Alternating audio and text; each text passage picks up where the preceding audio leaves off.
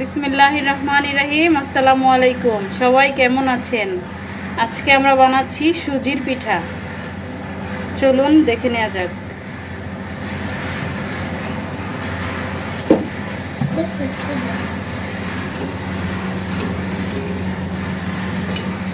দেখেন কত সুন্দর করে ফুলে উঠছে সুজির পিঠা।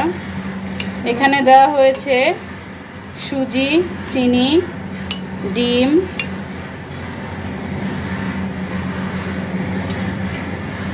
এবং সাথে একটু ময়দা ইউজ করা হয়েছে। দেখেন একদম তেলের পিঠার মতো ফুলে উঠেছে।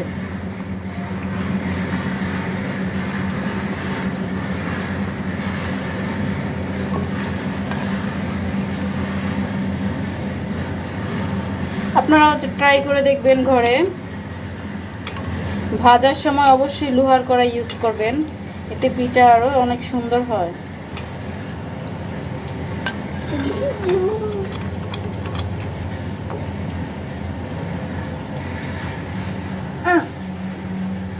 তো কেমন হয়েছে আমাদের সুজির পিঠা? অবশ্যই সবাই কমেন্টস করে জানাবেন। ধন্যবাদ সবাইকে।